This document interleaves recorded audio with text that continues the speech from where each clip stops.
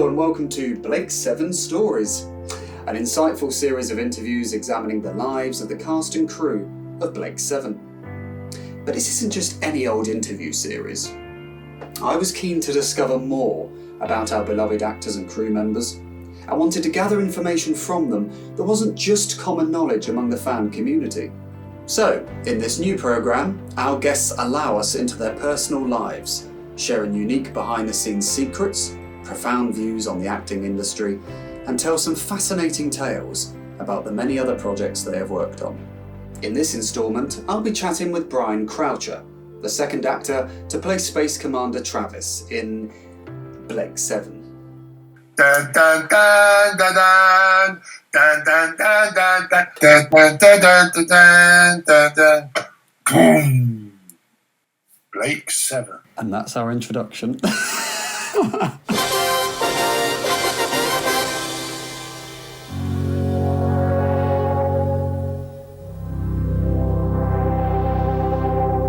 Right, good morning, Brian. Good morning, Brett. How are you? All good, thank you. How are you today? It's pissing down the rain here, so It's a great start, really, isn't it? I'm quite happy to be inside talking to you. Oh, well, that's nice of you. But if it wasn't, then you wouldn't be happy about it. No, I wouldn't be here, would I? Yeah. I'll be on my way at short notice, leave you in the lurch. Yeah, exactly. I'll just have to get Stephen Greif. Let's leave that that there. was naughty. That was below the belt. It was a bit of a naughty start, wasn't it? Oh dear. Well, a start as you mean to go on. So, having mentioned Stephen Greif just there, you know, we're predominantly here for Blake 7 and the fact that you played Travis in Blake 7. You are Travis? I am Travis. But we're going to bypass that to start. We're not going to talk about that straight away. Even before acting, what were you like at school? Were you well behaved? Were you a naughty boy? You know, I can admit it all now. I was a naughty boy. I'm a clever, streetwise, spivvy sort of boy, coming from the East End of London. But I wasn't studious. I did go to a grammar school. I was only interested in the future. You know, getting a motorbike and getting a girl and stuff. I wasn't interested in history and. Well, I never had money to do geography, to go over mountains and round lakes. So geography didn't interest me. I'm putting myself down here, but no, I wasn't the best. I left Easter before we took the GCSEs. I never took them and left and became an apprentice printer. Scooters just came in, Lamborettas. When I must have been about 13 or 14, and one of the masters at school had a scooter. I can't remember whether it was a Lamborghini or... Somehow, I knew how to start it.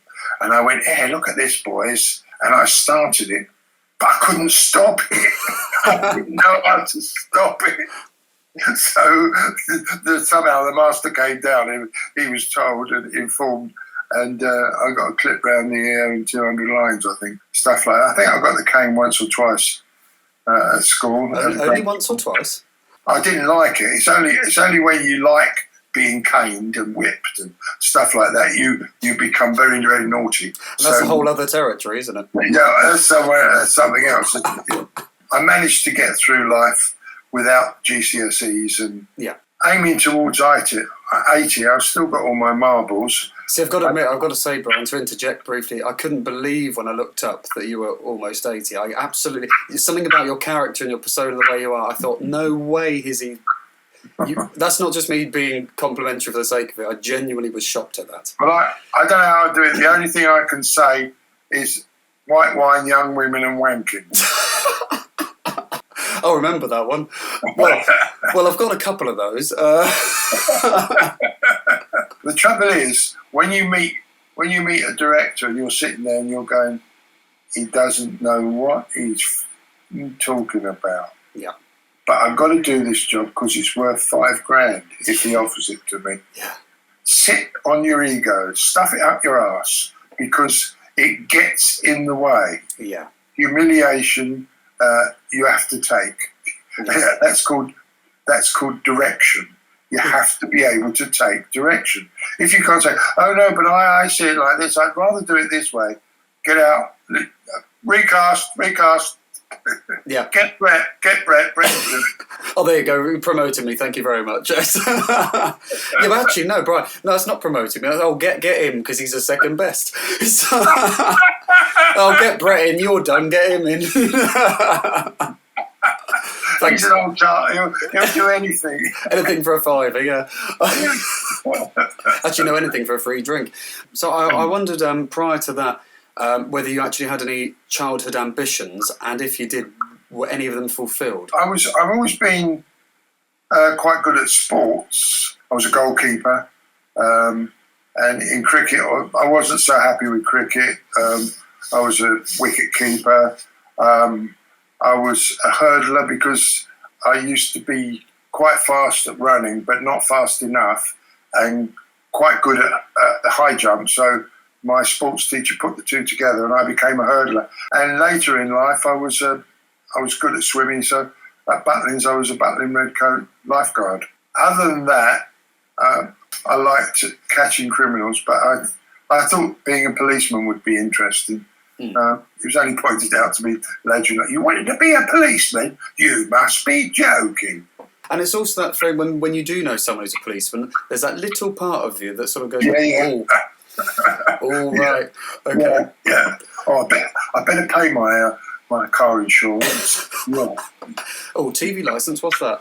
He's looking at me a bit funny. What does he know? Yeah, exactly, yeah, paranoia kicks in. The thing was, later in life, being an actor, I never played a decent policeman. Oh. Do you remember the moment that you thought, right, I really want to become an actor? No, I've never had that moment. Oh, you never have? Okay.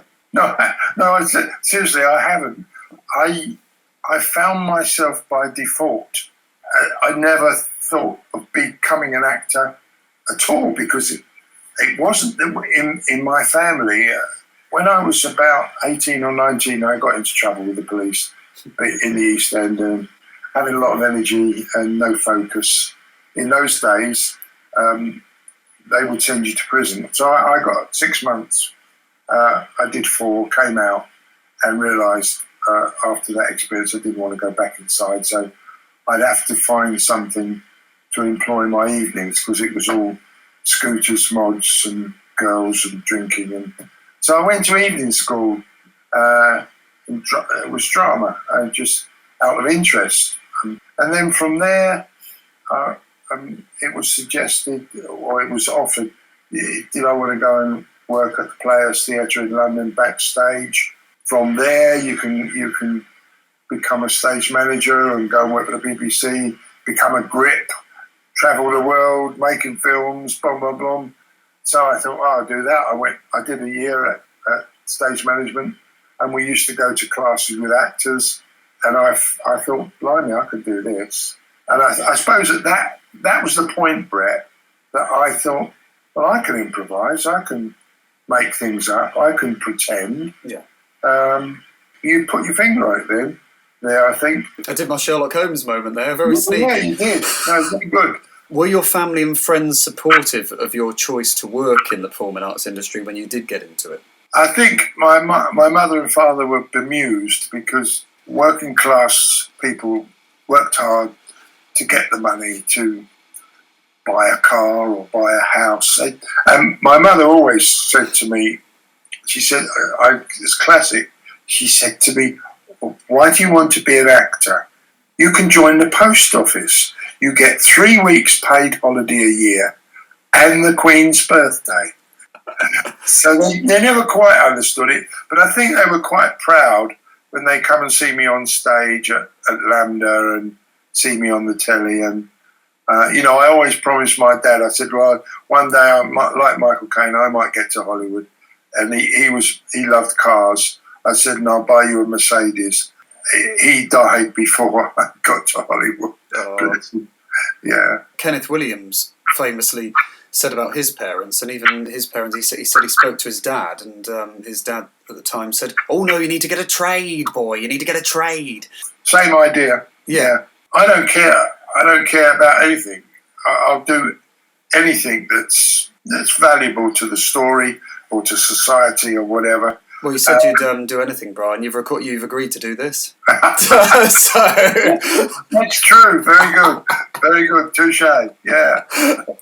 Somebody said the other day, or I was watching something, and I think she said, I took it on because I look for a challenge in every job. Well, you can't always get a challenge, because if you're typecast, it becomes less and less of a challenge. Give us the money. I've got a gun in my hand. I'll shoot you. I'll take your wife and I'll rape her. Careful, because I'm a dangerous man. That was a very good performance. Did you? it was. I noticed that. I was captivated. You were. And the making of a character is quite a private thing. You don't discuss it. You bring it to the table. Were there any actors that inspired you, or people you looked up to when you were younger and sort of learning the trade? So funny, I always liked the laconic, sleepy Robert Mitchum. Okay, yeah. Less is more with Robert Mitchum. And then later on, I got to work with Tom Bell, who became a friend. In Breaking Bad, there's an actor called Jonathan Banks. Oh, yes. Hugh Grant, yeah. I've never been that sort of Hugh Grant sort of character. Well, I think it's probably a good thing that you're not. I could, honestly. Give us a chance. Give us a chance. Well, this is a form of promotion, Brian. So if you have any parts for lovers out there, Brian is available. So no tongues. How do you regard the performing arts industry now with regards to, say, 30, 40 years ago? I mean, there are so many changes, Brett, aren't there? I mean, then in television, there were things like you could be in 3 episodes and you get 3 episode fees. Then they changed it. They said, we're going to do all your 4 scenes on 2 days, Brian, and all you get is 2 days' money. So the money was squashed. Nowadays, you don't have to go and see people so much. You do your self-tapes. The acting world is cutthroat. It is quite brutal. Think of it in terms of creativity and business. The business side of it is shit.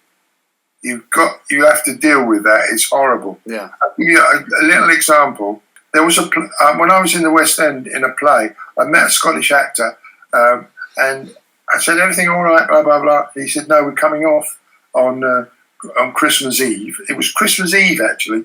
I said, oh, that's a shame. He said, yeah, he said, the bastard producers, because if you do more than 26 weeks, you get holiday pay. They took them up to 25 weeks and then closed the show. You see, that's business side of it. Yeah.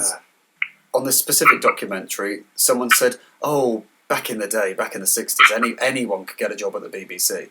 And to a degree, I know what they mean, that it seemed easier to get an acting job. And I sort of wonder, was it easier back then to get an acting job compared to now, do you think?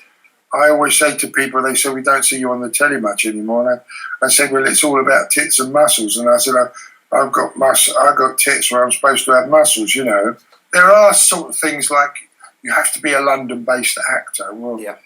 You're allowed to live anywhere. There's certain prerequisites that are set now in terms of getting a job.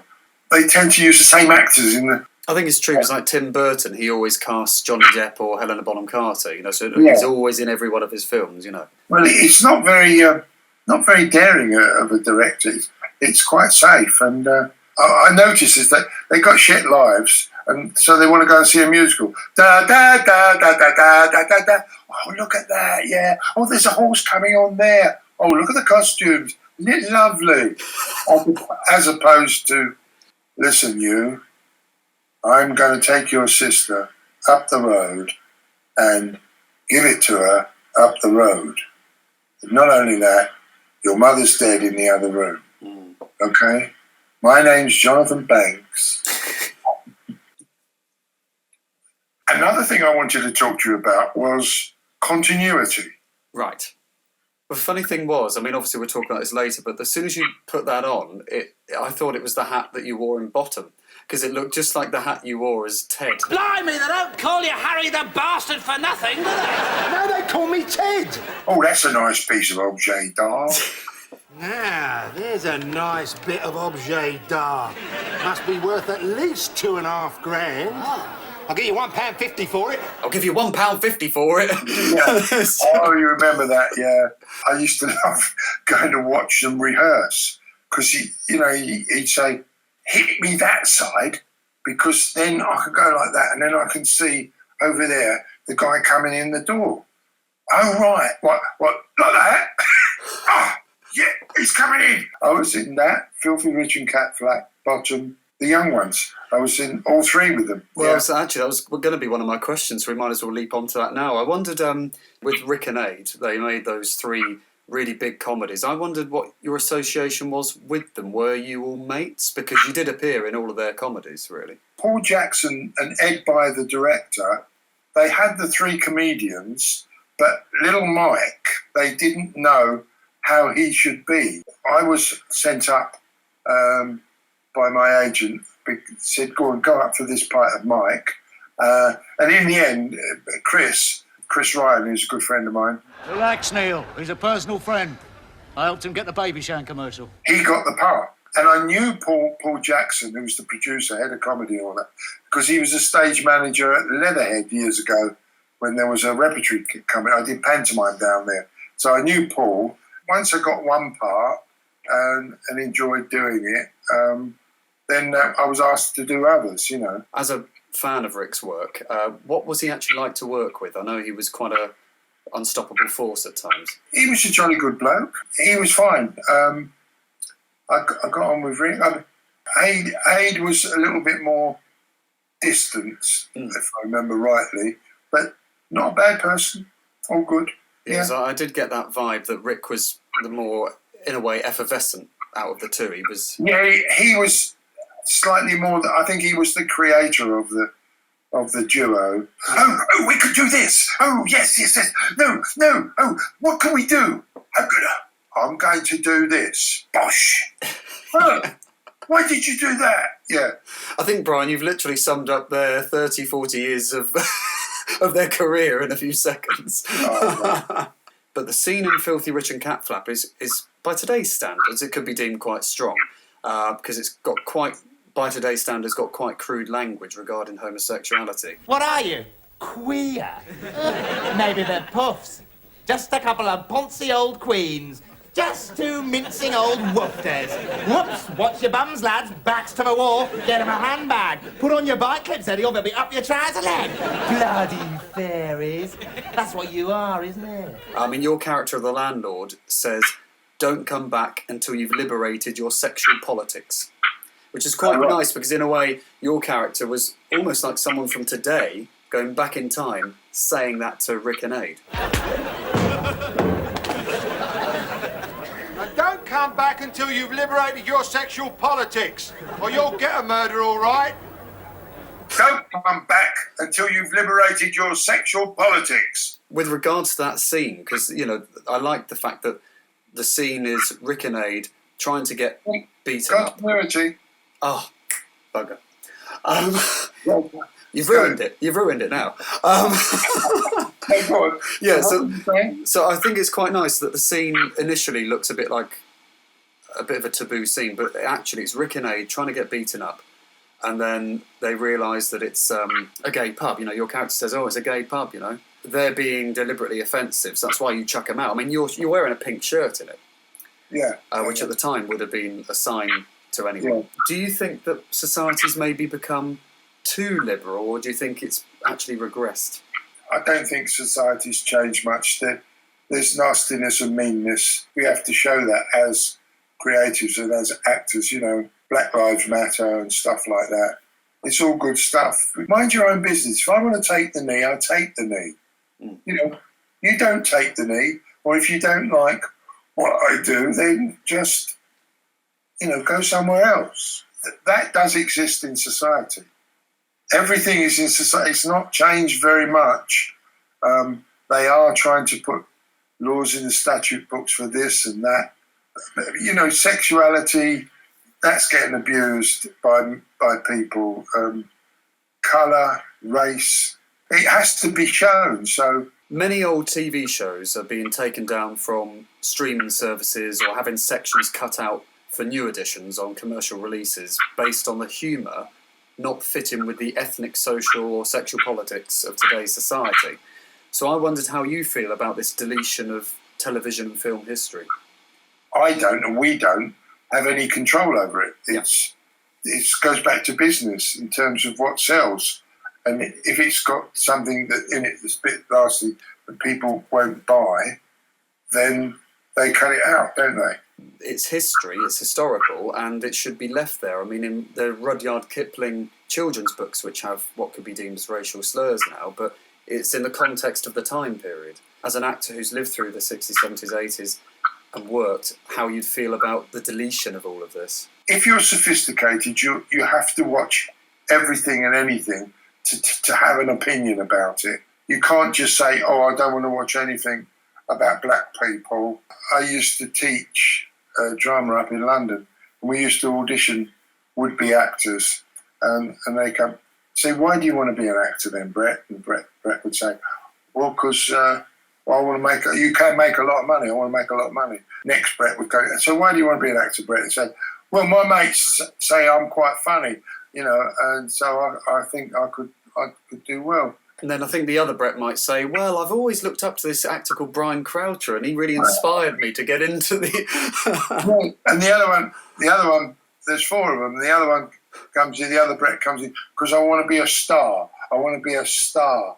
I was watching Bottom at an age that I shouldn't have been. I mean, my parents, bless them, they really didn't care. They thought, well, he's not going to copy it. He's not going to go out and, you know, repeat this. But I did watch it at a very young age. So I've got quite a love for that era.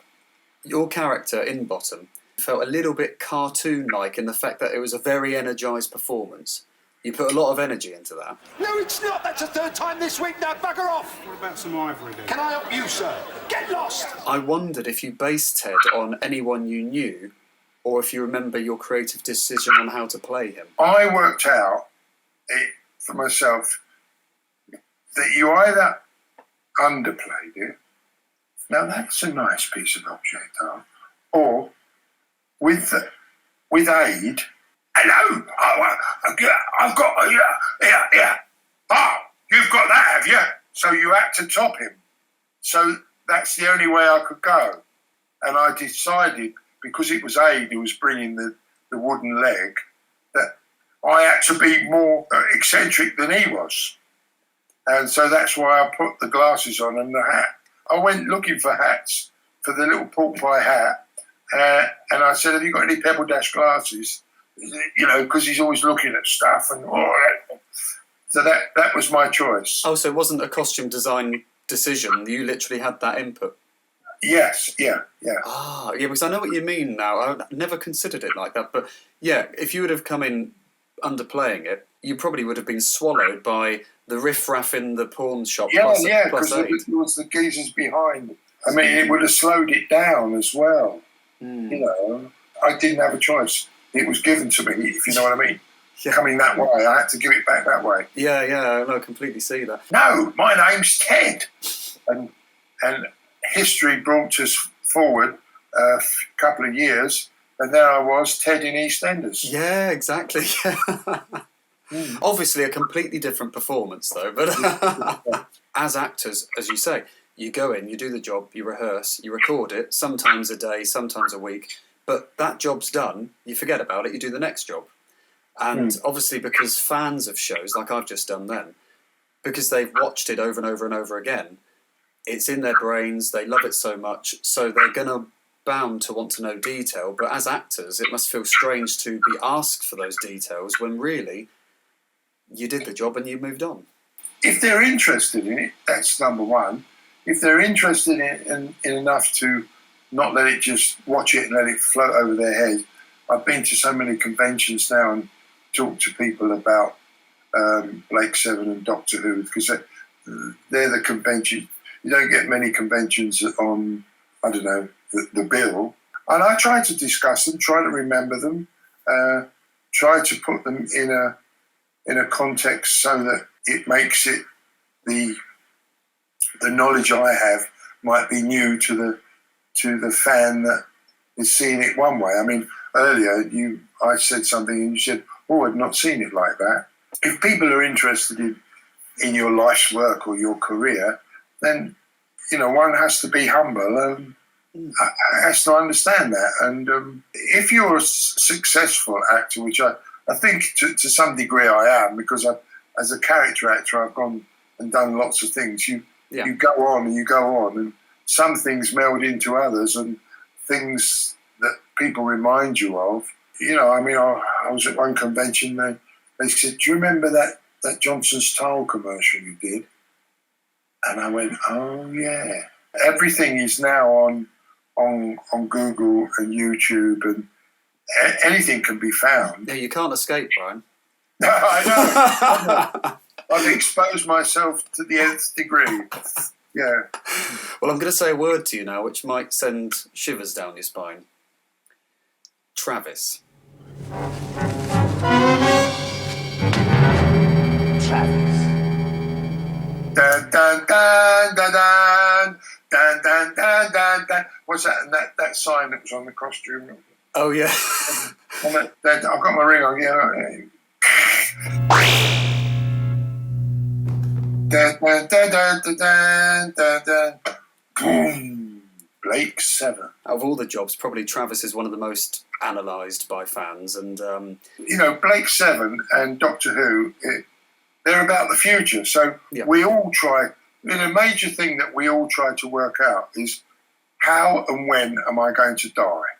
Blake 7 is about the future, and there might be spaceships and there might be other planets. So that's why nobody has got an answer. Nobody knows about UFOs yet. Nobody's given us enough proof. No, still searching. I've met a few kryptonite people in my life. And I think, what planet have you come from, mate? Oh my God.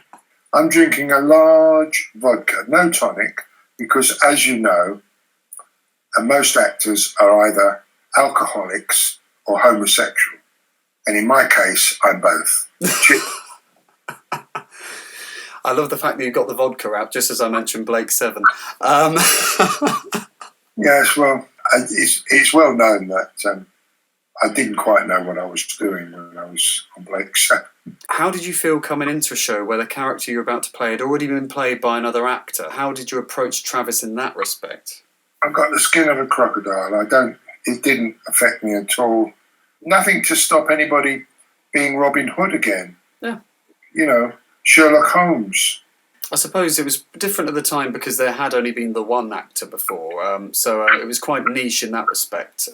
Did you view Stephen Greif's performance beforehand, or did you go in completely fresh? I hadn't recognised the show at all. I'm a reality man. I know what it is. I know what I see before me, but fantasy is something else. I've never been quite interested in fantasy, Marvel comics, all that. Yeah. I like a bit of reality. That's a great challenge for an actor. Fantasies, I can put on a funny hat backwards and talk like that, and I'm from the planet Zogagogog. And I'm only alive for 1 minute. Do you know what? You should have played Travis like that. The fantasy of James Bond being this guy that can do anything and shag any woman he wants. I hadn't seen the programme. I hadn't seen Stephen's performance. I knew Stephen from a show that we did for the BBC called Treasure Island. I was guided by the producer and the directors as to what Travis was in the first series, and we couldn't deviate too much. Yeah. So I suppose with that must have been quite difficult because you couldn't deviate too much. So you get the scripts, you see what he is and who he is and what his agendas are. With all these fantasy things, you can only approach it in terms of the reality that you live in. We have soldiers, they're in Afghanistan, and they've got all sorts of gear on, and American and English soldiers. Travis was a soldier. He was called Space Commander. He was a commander of men. And he did Servalan's bidding. So I just approached him as a physical, more of a physical threat than a sort of a mental threat. the fragments of character that were given to me, I put together, and that's what I came up with. I don't think I could have played it any different to that. That was what I think I would come up with that performance again. Yeah. We were all quite human. Blake 7, it's often been referred to as a space opera, and there are elements that it does feel like a soap in space. To this day, I didn't know if we were in 2099 or which year we were in. We were just in a moment where producers didn't know either. Yeah, probably. David Maloney and Vera Lorimer and Chris Boucher's still around. So if he sees this, Chris, did you know which year we were in?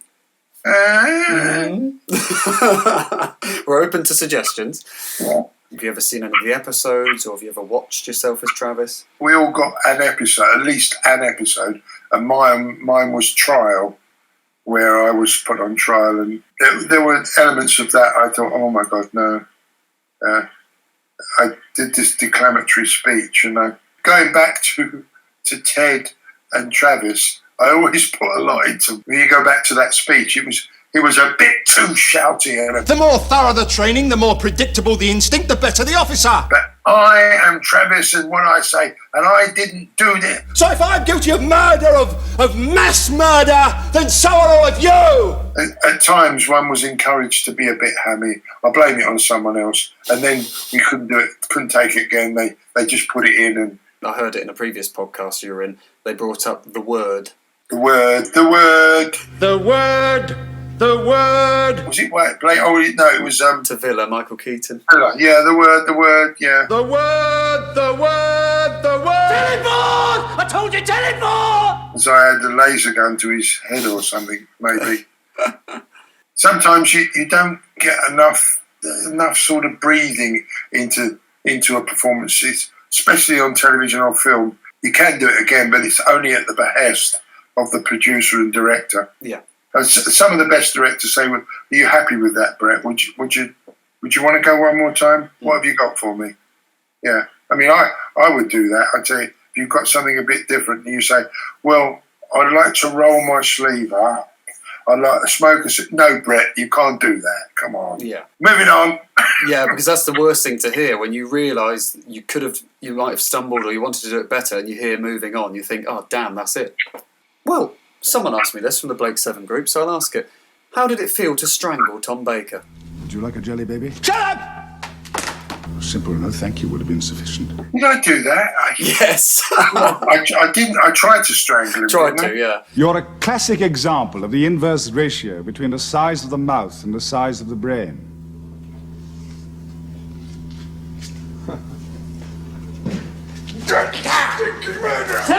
Well, you actually got him by the hold onto the floor, yeah. I mean, doing anything with Tom, I enjoy because he's a joy. He gives this element of being totally nuts. Yeah.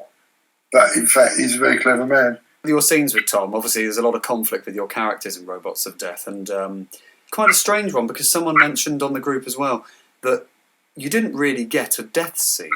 Your character was just written off. I don't like death scenes because they're not easy to play. They're the death of actors because you see... Luckily, your death scene as Travis, you don't really see you. You just fly into a pit and then cry out. It's a whole long story about that, mate. Oh. I'm interested now. In the studio, we used to have to obviously finish at 10 o'clock.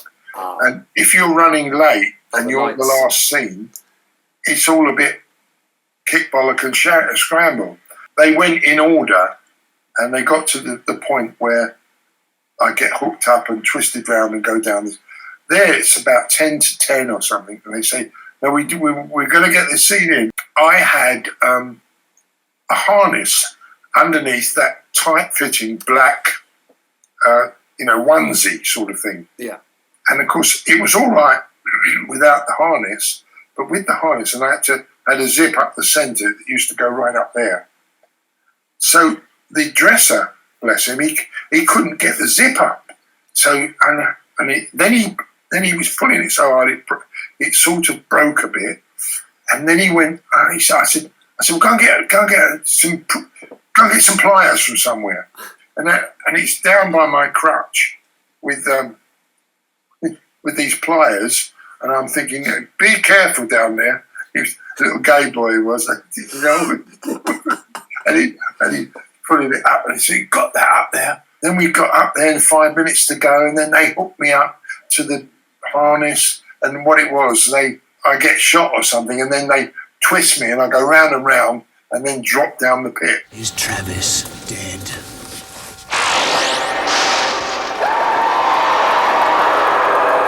He is now. And I was so pissed off. And I love the fact that that experience was probably your last shooting day on Blake 7, and that was the last thing you came away from it with. Blake 7 is known as a low-budget show in its time. Were there ever any moments when you were on set or on location where you looked around and you thought, my God, you know, you weren't very impressed, or were they actually quite impressive when you were there? Do you know, I wasn't impressed or unimpressed.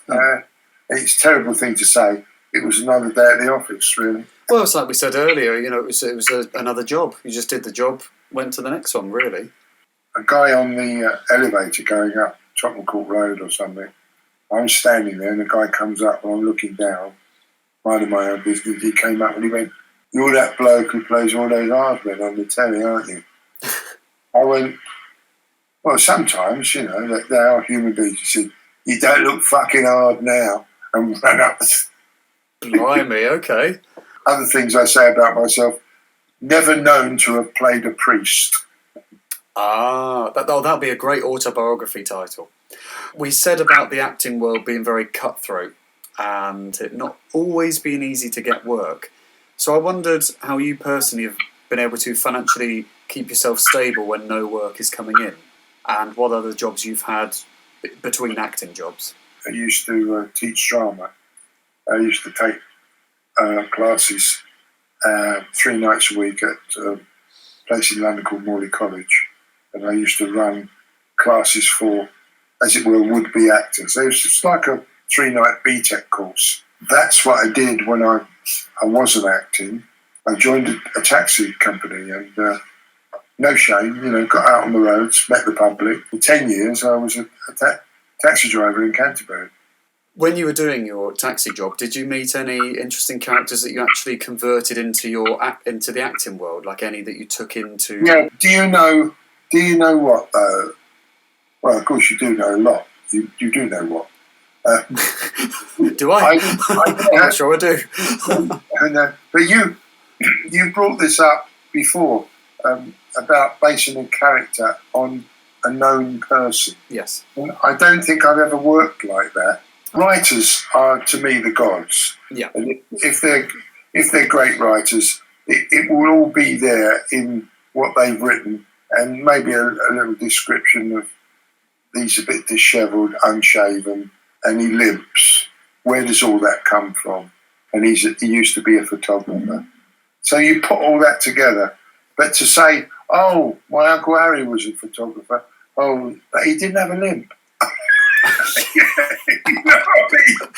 You sort of have a comedy of errors there already, really. So. Yeah, absolutely. Yeah. No. We talked about your preference for kitchen sink drama. So you much prefer drama that's grounded in reality, that isn't fantasy, and it's you know, well, kitchen sink drama. It's something which could happen on your road in a suburban street. So I suppose I was going to ask what it is about acting that you most enjoy as a whole, even though that's your preference for acting style. I just wondered what's the thing that really draws you to it and that you really love about it. I think, well, you know, I've done it for you a number of times and made you laugh here because, you know, it's a bit light-hearted, but, you know, yeah. I could do drama or tragedy for you if you wanted. I'm trying to stop myself crying because it's come to the end. Yeah. A lovely morning I've spent with you. That was bad, but anyway. Well, you're going to get happier because you know the fee's going to be paid soon anyway. That would be my bank details, yeah. it's not like the receiving, it's the giving. If I give you a fountain pen for Christmas, which you'll go, fuck me, I don't need that. I've got to buy that, haven't I? And you give a performance. You don't take a performance. That outward going thing, that whole thing, and telling jokes and being funny and or being nasty, all those elements of performance, it's a giving process, and so it makes you feel good. I think it's really nice. I've personally never heard that analogy before, about the giving and that is like a present, and it's a really nice analogy actually, and it's very true that we are giving the performance. It's a gift to the audience, and it does make you feel good because you are giving. You're releasing something out there. Well, you're like Amazon, really. You bought something online, and then all of a sudden you open the door, and there we are. Yeah.